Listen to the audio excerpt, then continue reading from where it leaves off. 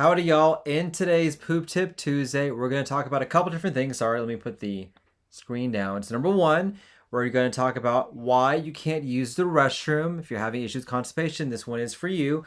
Number two, we'll talk about steps I take to help manage bloating. Number three, we will talk about the new colon cancer screening guidelines, which changed last week. Breaking news. And number four, we will talk about the best treatment I recommend for a leaky gut. So for those guys who are joining for the first time, my name is Dr. Islam. And yes, I am a poop doctor. My passion is to give you tips and tricks to help out with your health. Every Tuesday around this time, I do a live video where I answer questions you guys may have live for me and answer any questions you guys may have sent me. If you are interested in joining me, obviously send me a comment down below. Amanda, it is great seeing you. Sean, it is great seeing you guys on the live video as well. And let me know if you're watching this, where you're watching this from, if you're watching this live or on the replay. And don't forget to sign up for my weekly newsletter. I'll put a link down below where you can get information on what I am doing. You can get my weekly videos, my weekly tips. Also, too, you can send me questions as well that I can hopefully talk about on today's Poop Tip Tuesday. Dennis, it is good seeing you as well. Thank you for watching on today's live video. So, I came up with a brilliant idea to do a Poop Tip Tuesday on election night. I am sorry. I don't expect a lot of people to be watching, and so I'll get right down to the questions. That's me. I was not putting one and one together. So, let's get to the first question. I hope you guys are doing well, and I hope you guys are being safe. I hope you guys had a happy Halloween last weekend as well. So, question number one. Why can't I use the restroom? Very good question. I got this from a question from a patient this week who told me that she could not use the restroom. She tried all the laxatives, tried everything, nothing would work. The most common reason why people cannot use the restroom whenever they try to use laxatives or have difficulty using the restroom is a condition called pelvic floor dysfunction.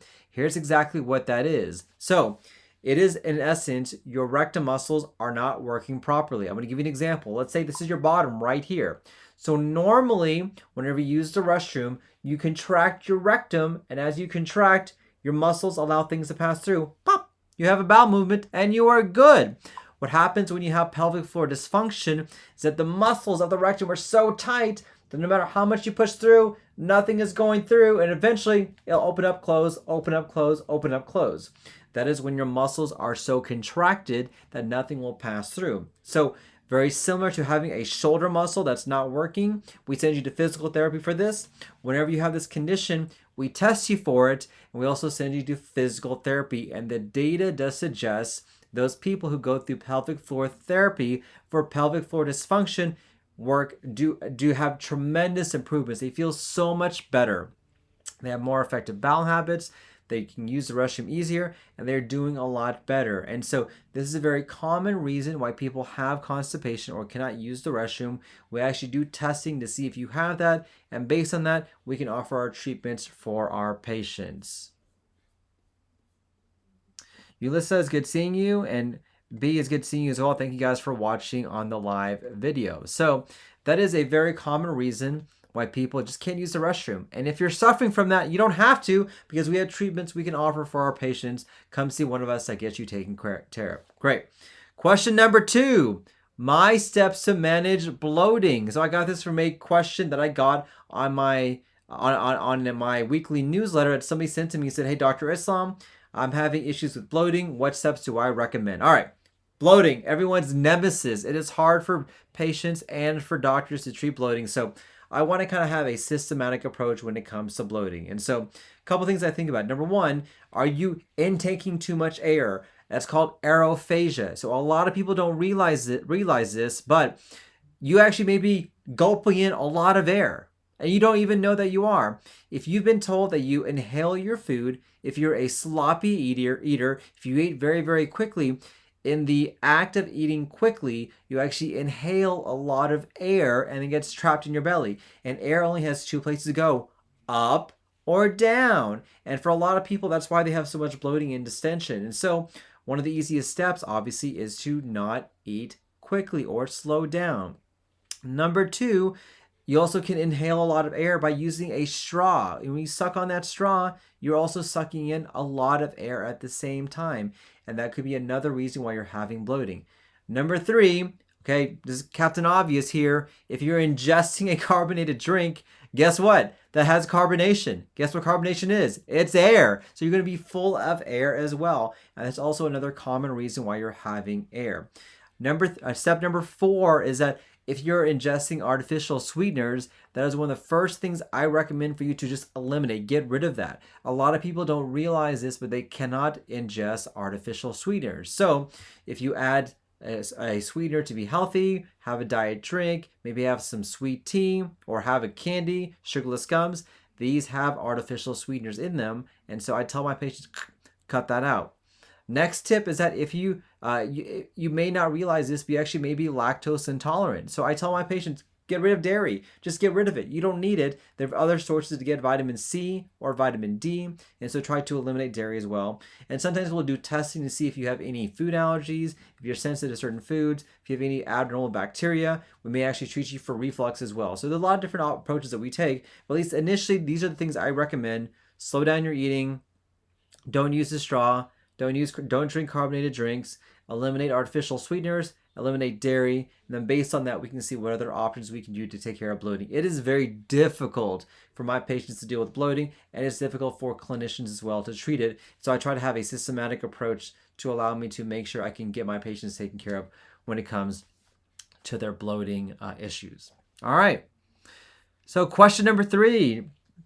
So somebody asked me this on my one of my YouTube videos, who said, "Hey, Dr. Islam, I heard that the colon cancer screening guidelines changed. What are your thoughts on that?" So last week, the United States Preventive Task Force, which is a national organization that tries to give recommendations to prevent cancers, recommended that they change the screening guidelines for colon cancer to the age of 45. So you may have seen the news about a year and a half ago. The American Cancer Society also recommended to change the screening guideline to the age of 45. The reason we're having this change is that we are seeing a rise in young people developing colon cancer. We don't know exactly why that's the case. Is this a new cancer? Is it diet? Is there environment issues going on? We don't quite know this. I myself have diagnosed, unfortunately, quite a bit of younger people who had colon cancer with any number of different symptoms. Bleeding from hemorrhoids, pain, diarrhea, things like that.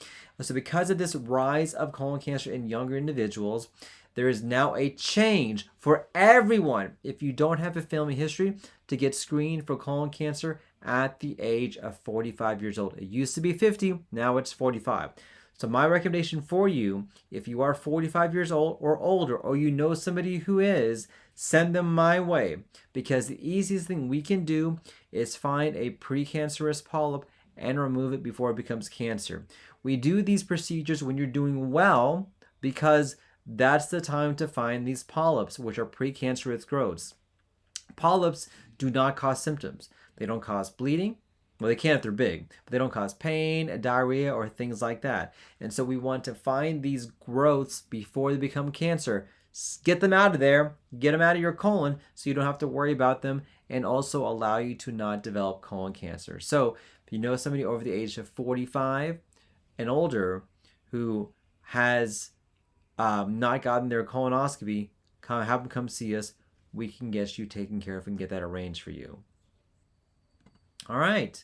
So the last the last question I have on this election night is the best treatment for leaky gut. So let me talk about first. What is leaky gut? Have you guys heard about leaky gut? Let me know in the comments down below. Is this something you've heard about? Is this something that you have heard other people talk about? Have you seen this on social media? Because I have seen this everywhere. I see a lot of people asking me a lot of questions about leaky gut. I'd love to hear if you guys have heard about this or not. So leaky gut actually is real, and what we know is going on is that there are certain subset of patients in which the junctions inside their intestines, which are typically very tight, become loosened up because of chronic inflammation, whether it's food, environment, stress, or things like that. And that leaking of that inflammation can cause bacteria to go out and cause inflammation elsewhere. It can cause people to have maybe other gut issues, bloating, distension, gas, but although other extra GI issues are outside the GI tract. Brain fog, joint pain, not feeling very good, just feeling tired all the time, just feeling inflamed. And so leaky gut is a real condition. Now, I don't need a fancy test to tell me that you have leaky gut. If if you have bloating, if you have diarrhea, if you have constipation, if you have just not feeling good, if you feel your gut's not doing good, that's all we need. I can tell you that your gut microbiome is out of whack. So a couple things that we can do for this. Number one is that we need to really enhance what is going on with respect to your diet. We need to rechange the balance of the bad bacteria and the good bacteria. We need to close those particular membranes that are open up. We need to really delve into what we can do to improve your gut microbiome. We have to try to get rid of some of the things that are going to cause inflammation inside your body and add in things that can help you to decrease inflammation, to change your gut microbiome. So let me know what you guys think. What do you guys think is the number one thing that you can do to improve your gut microbiome? Because I can tell you, the number one thing by far in terms of the evidence is to have a diversity of plants in your diet. And so that can really be the best thing that we can do to hopefully improve your gut microbiome. And by doing that, we can help to change leaky gut, get you back in balance, really get you feeling better. And I can tell you this actually does work. We do this for a lot of our patients. It helps out and can really help out with their gut issues. And so we typically do a dietary approach. I am not of the opinion at all that you need supplements, especially if we can do a dietary approach to that. You can't supplement yourself to health. You cannot do that. But you can certainly eat yourself to health and change your diet and start to feel a lot better. If you have any questions about that, let me know. I'd love to hear in the comments down below what you guys think about that. All right, very good questions. I want to put this on. So, Ulissa, what are your opinions on colon irrigation hydrotherapy? I've seen a lot on YouTube and Instagram to help control bloating. Is that accurate information? So, it's a very good question. So, Ulissa, I would ask you a couple things. Number one, I'm actually curious where you've seen this on YouTube and Instagram. Please send me a DM and let me know. I'd love to actually see where you saw this on. So, here's when it comes to bloating. The number one reason why you're bloated is because you are constipated. By far, that is the number one reason why you are having why you're having bloating. So, what I try and do when it comes to bloating is get you going. I get you going, and I try to move your bowels. Your GI tract is one long tube, very similar to your plumbing. If one part of your tube is clogged up, you're going to backflow all the rest, and that backflow will present as bloating, nausea, poor appetite, not feeling very, very good.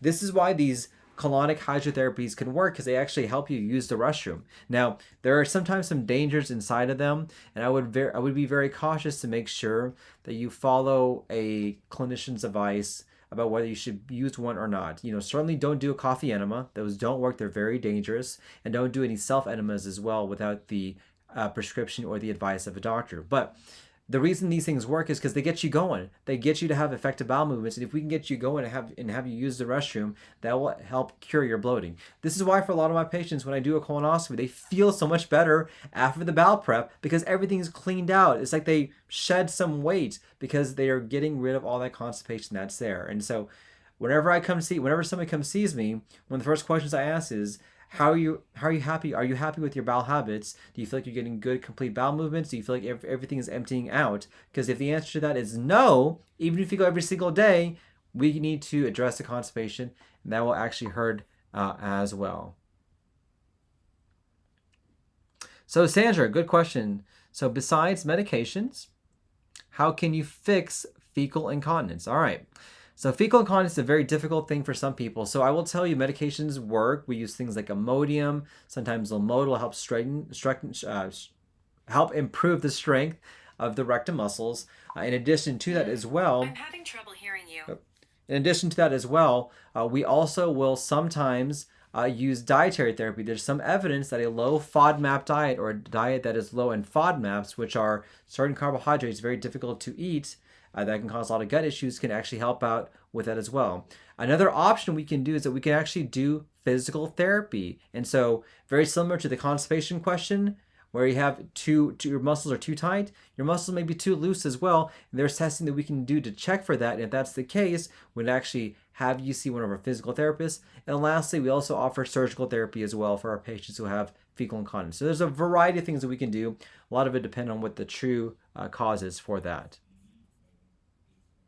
Great question, Sally. All right, perfect.